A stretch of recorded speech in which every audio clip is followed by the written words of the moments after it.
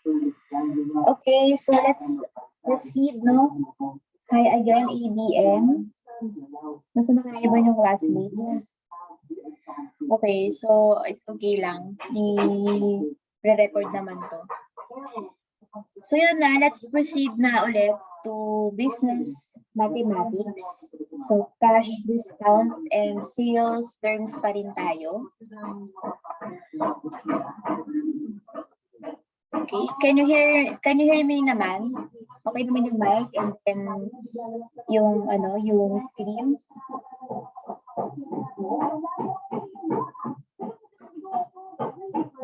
Okay, so it's a yes. Okay, cash discounts and sales terms.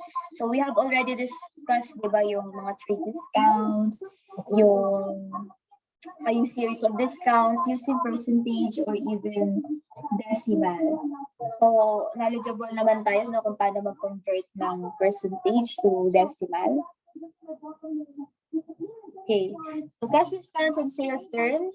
So at the end of this discussion, we should be able to find the cash discount and net amount using ordinary dating terms. And then interpret and apply EOM terms.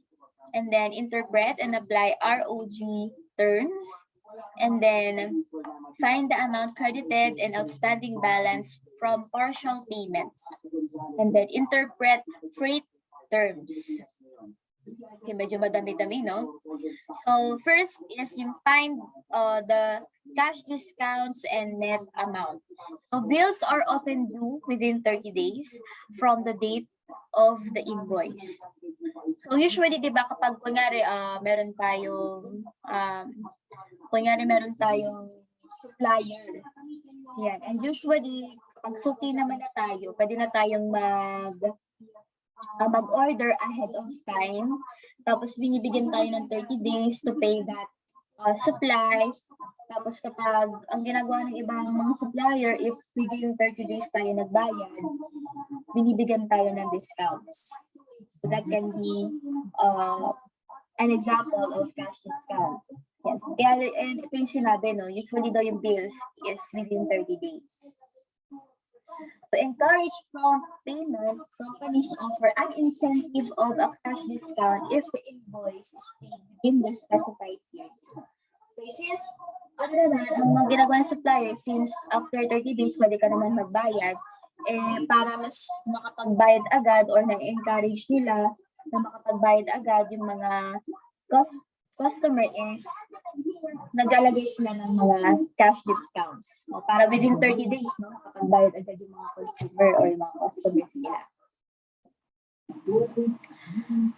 Okay.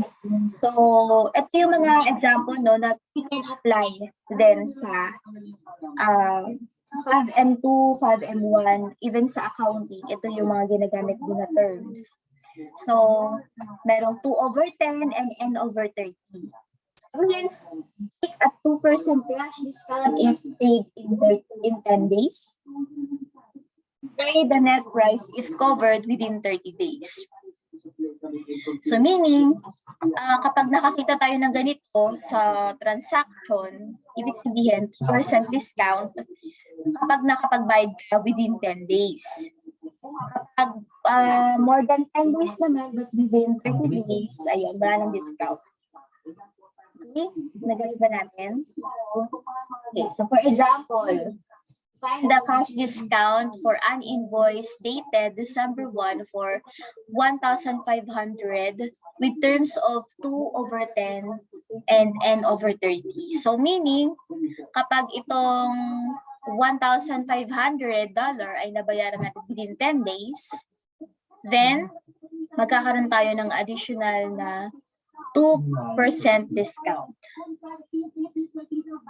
Okay. If the invoice is paid on the December 9th, for example, the payment would include the discount and the amount would be $1,470.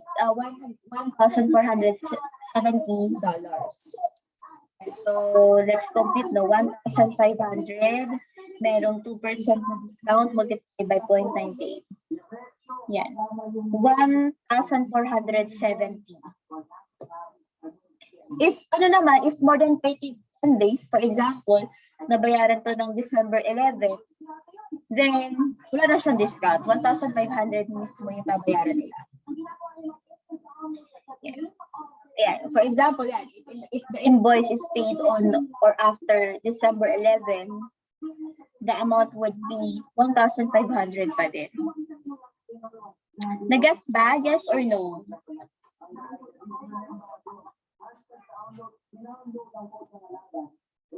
Okay, for example, Annie's Plans has received an invoice for $450 for potting soil dated November 3 with terms of 5/10 and N/30. If the invoice is paid on November 12, how much would Annie's kaya nang i-compute? Magkano kaya yung babayaran niya, no? 5/10 and N/30. And then 450. Can you try to compute?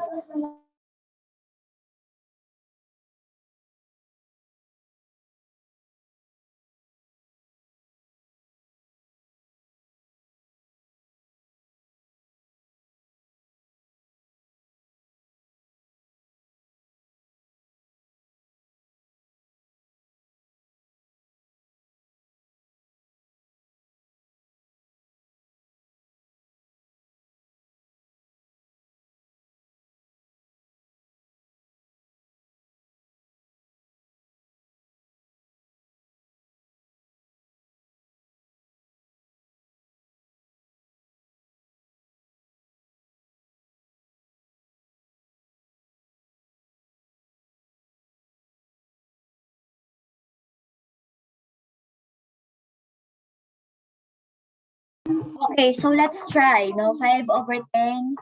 Di ba yung November 12 minus November 3, parang 9 days. So, pasok pa rin naman sa 10 days. So, ang computation is 450. Para makuha natin yung net price is 0.95. Kasi di ba yung complement rate ng 5% is 95%. So, 450 multiplied by 95% is equal to 427. So, pag November 12 siya nagbayad, 427.5 pa din yung, lang yung babayaran niya, instead of $450. What if the bill is paid on November 30? Magkano kaya? Siyempre, di ba, beyond na siya dun sa 10 days. So, $450 pa din yung babayaran niya.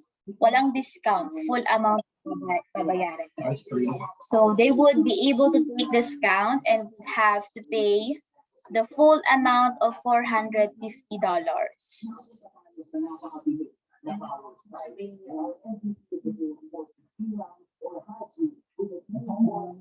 To calculate the exact number of days for a cash discount, you must know how many days are in each month. So if you are not sure, learn them. Yeah. There are tips in the text to help you. Using a chart is usually most reliable. Okay, so let's use the complement to find the net amount of an invoice. Okay, so an invoice of $500, which reads 2/10 and N/30, tells you a discount of 2% is available if the payment is made within 10 days. So again, no, kapag nakakita tayo ng gintong term, 2/10 and N/30, meaning kapag within 10 days nagbayad, merong 2% discount. Kapag within 30 days, walang discount. To calculate the net amount directly, use the complement of the discount. In this case, 0.98, and multiply it by the total amount. So, kaya na ginagawa ko kanina. If 500 multiplied by 0.98 or the 98%, which is the complement of 2%, then we'll get, magkano kaya? We'll get $490 net amount to be paid. Clear ba yun, guys? Clear?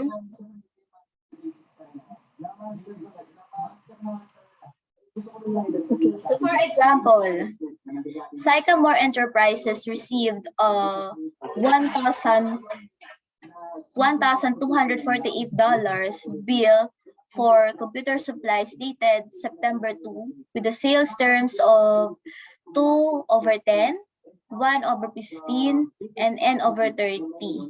A 5% penalty is charged after 30 days. Find the amount due for the following dates: September 12, September 15, October 1, October 30. Sa September 12, magkano kaya? Can you try to compute?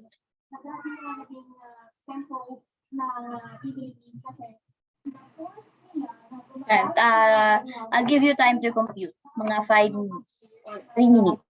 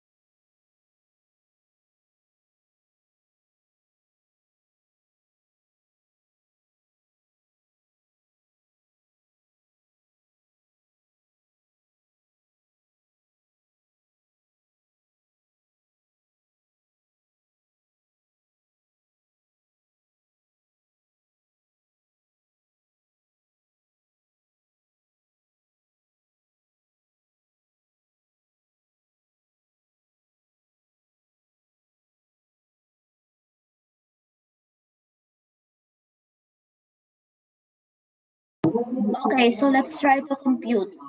1,248 kapag September 12 siya nagbayad, so pasok pa rin naman 10 days kasi 12 minus 2 is 10. Pasok sa ng 10 days. So, 1,248 multiplied by 0.98, 98% is because yun yung complement ng 2%. So, 1,223.04. Yan, 1,223.04. Next naman is, how if, no? Ayan, September 15 siya. So, within 15 days. So, meron tayong 1%. 1,248 multiplied by 0.99.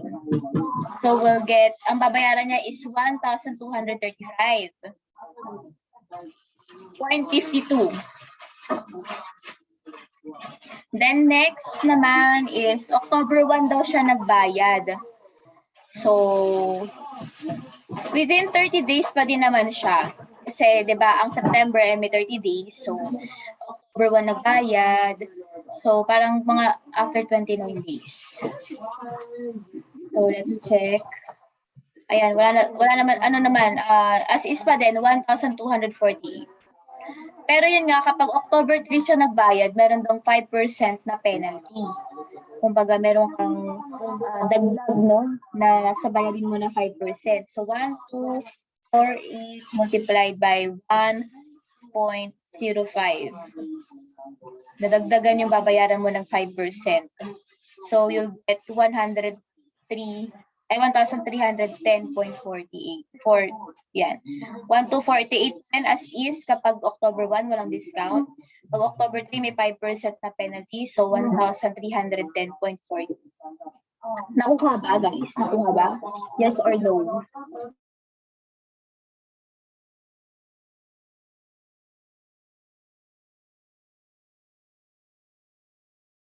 Okay, so I think na-gets naman. So let's proceed.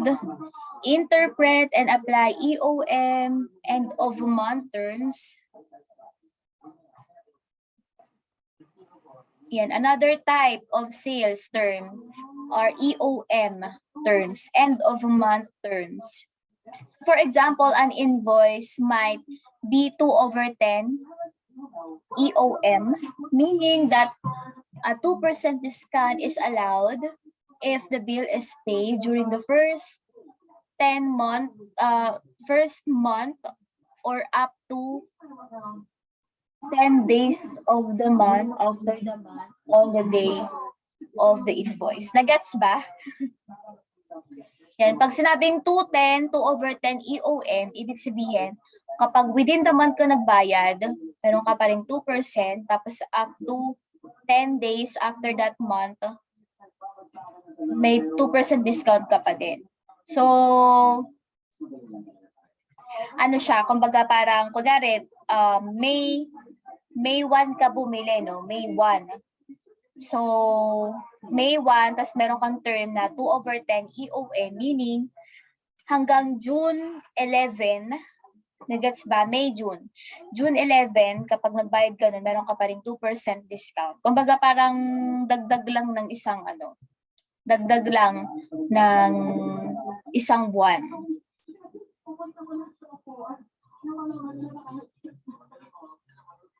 Nagets ba? Okay, so if the invoice is dated November 19, then the 2% discount is allowed up to and including December 10. Kasi 10 days daw EOM, end of month.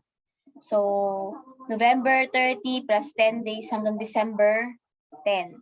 End of month, December 10. Hanggang December 10 daw ay meron kang 2% discount. So, for example, an invoice dated March 4 with terms of 3/15, EOM would mean that 3% discount would be applicable until April 15. And 15 days daw EOM. So March, April 15. An invoice dated August 25 with terms of 5/10 EOM would mean that 5% discount would be applicable until September 10, August, September, plus 10. So, September 10. An invoice dated December 2 with terms of 2/20 EOM would mean that a 2% discount would be applicable until January 20.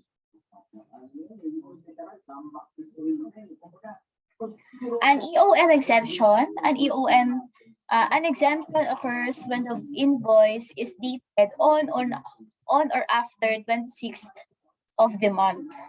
So the discount would be applicable until the specified date, the day of the month, following the month of invoice.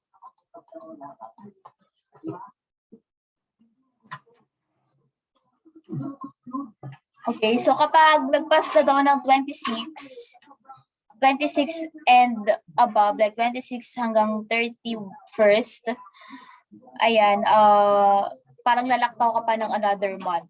So instead na May 10, for example dito, no, an invoice dated April 27 with terms of 310 EOM would be eligible for discount if the bill is paid on or before June 10.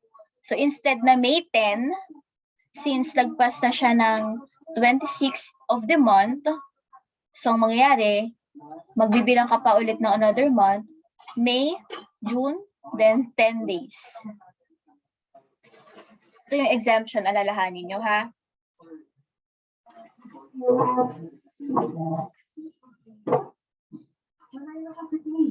Next naman, apply receipt of goods or ROG terms.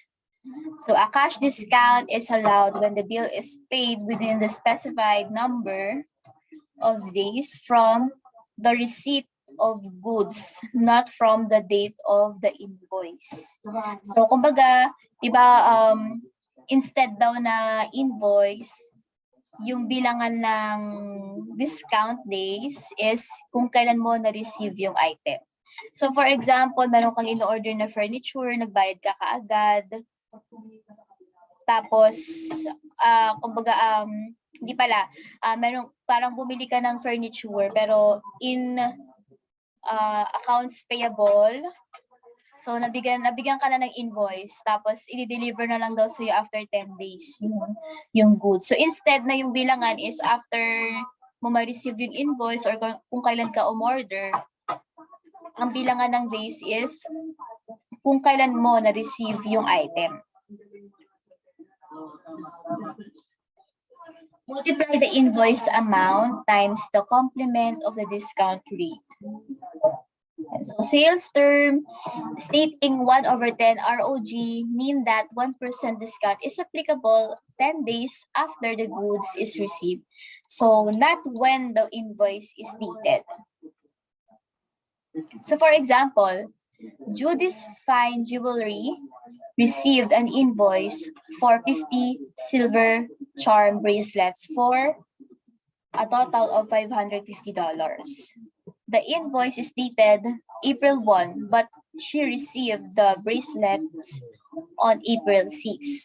If the term is 3/10 ROG and the invoice is paid on April 11, how much will she pay? So meron siyang 3% discount. So let's compute. 550 multiplied by 97 kasi may 3% discount eh. Complementary tayo. 533.5 daw. Yan. So find the amount credited and the outstanding balance. So nagets ba natin to? Yung ROG and EOM? Nagets ba? Yes or no? Heart react. Thumbs up. Before we proceed to another topic. Okay. Let's proceed to another topic. Find the amount credited and the outstanding balance. So partial payment. Payment does not equal the full amount of the invoice less any cash discounts. So yung partial payment, minsan di ba 50%, hindi mo kaya magbayad ng full amount, so 50% muna. So kaya siya nagiging partial payment. Okay? Kumbaga, hindi mo na full amount, partial muna. Yung ibang term naman is yung ano muna, yung tawag dito, deposit muna, ganun, advance. Ganun. Partial discount is cash discount apply on the amount of the partial payment. So, di ba, minsan, merong trade discount, pero partial pa lang naman yung nababayaran natin. So, yung discount is applicable lang dun sa partial payment na yun. Hindi pa din sa whole. No. Kunyari, within 10 days tayo nagbayad, pero partial lang naman. Yung partial lang yung may discount. Yung the rest, kapag ano na siya, after na siya nung trade discount days, then hindi na yun ma-applyan pa ng discount. Nagets ba guys, yung partial payment and partial discount? Heart react. Like, nagets ba yung partial payment? Okay, so nagets naman. Let's proceed. Amount credited, the sum of the partial payment and the partial discount.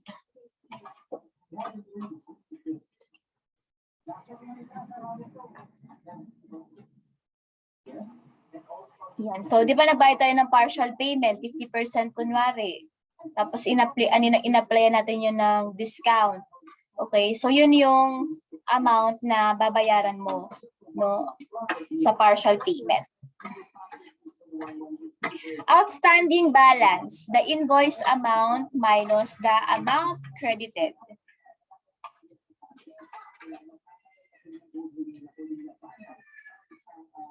applying the percentage formula. In applying the percentage formula to find the amount credited, the rate is the complement of the discount rate, and the percentage is the partial payment, and the amount credited is the base.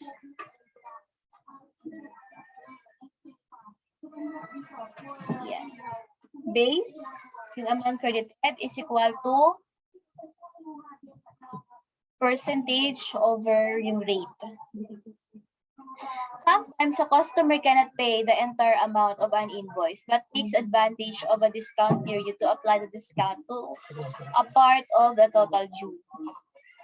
So for example, if the SEMS Corporation received $875 invoice with a term of 3/10 and over 30 and could not pay a full amount within 10 days, but chose to send $500 partial payment on day 5, what amount is credited to their account?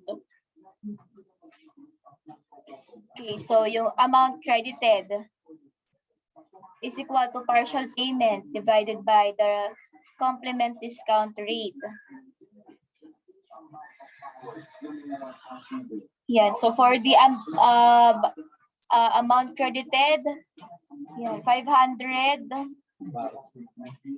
yan, over 0.97, di ba 3%, so 97, i-divide lang natin. So merong 515.46, so amount credited.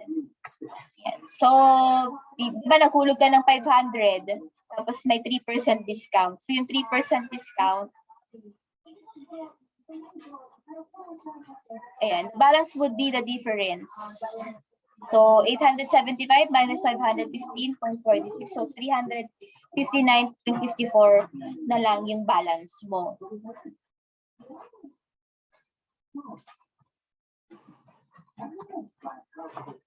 Okay, nagets ba?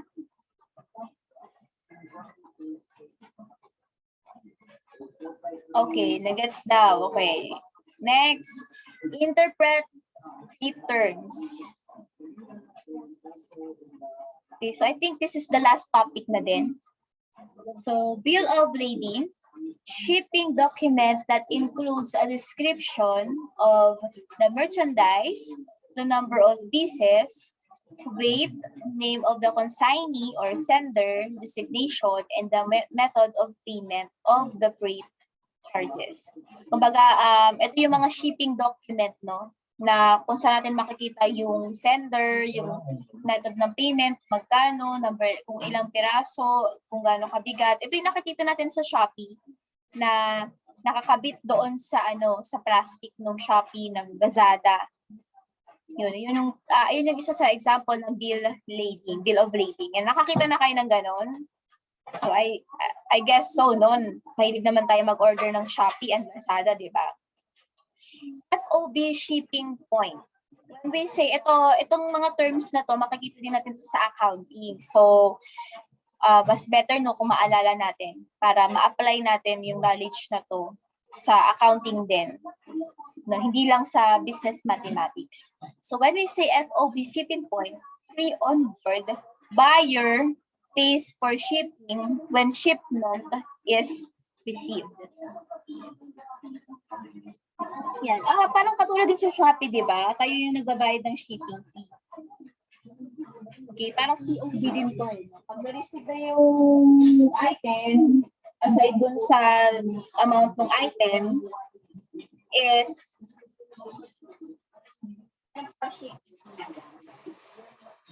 freight collect, the buyer is the shipping when the shipping is received.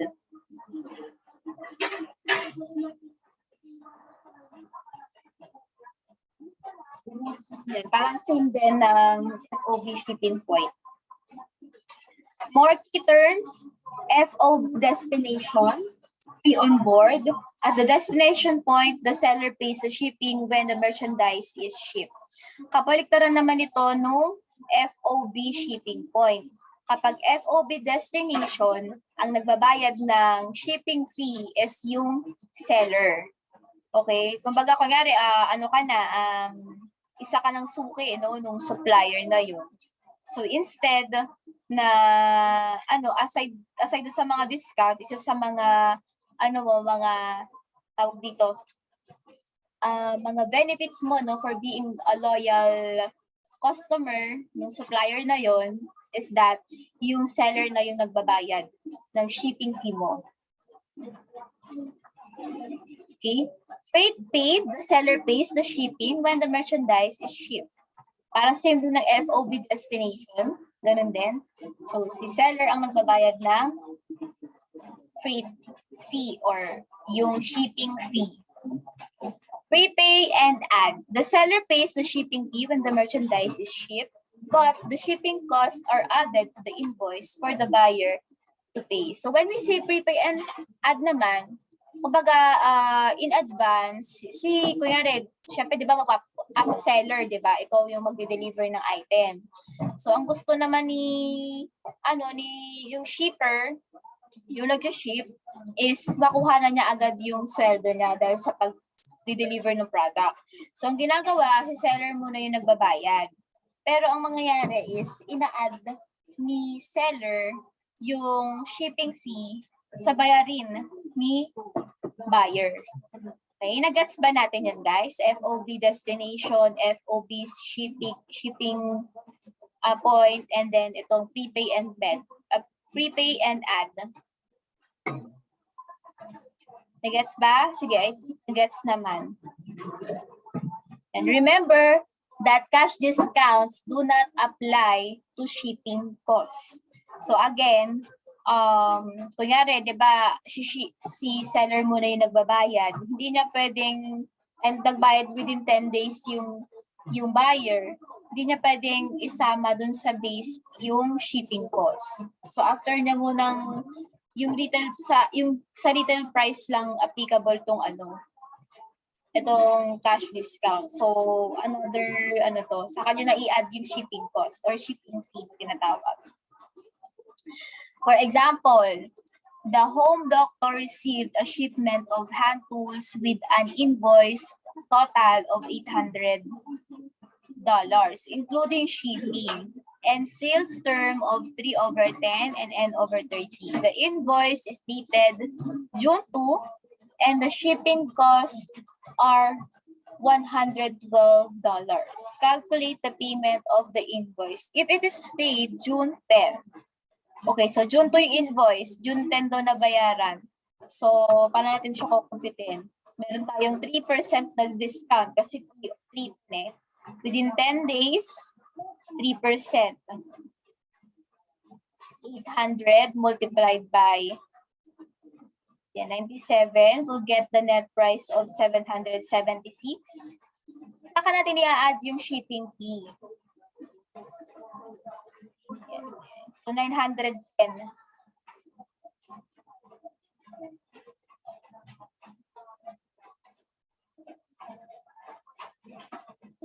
Including shipping fee na pala. Okay, ulitin natin. Sabi dito, itong $800 sa invoice, na-include na daw yung shipping fee. So, 800 minus yung 125. Ito yung retail price. Nagbayad ka within 10 days. So, apply natin yung 0.97. Then we'll get 654.75 plus i-add ulit natin yung shipping fee, 779.75. Ayan. So, subtract the shipping charges kasi sabi dito, included na daw yung shipping fee eh. So, yung retail price is 675. Then, saka natin i-apply yung sales discount na 3%. So, we'll get 654.75. And then, saka natin i-add back yung shipping cost na $125. So, ang amount to be paid is 779.75. May question ba tayo din, guys?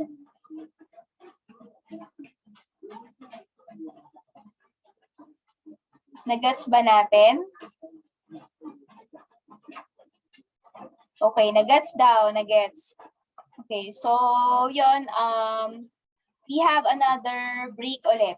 So let's meet around mga after 10 minutes to 15 minutes before we proceed to fundamental sa 5M2. Okay, break muna.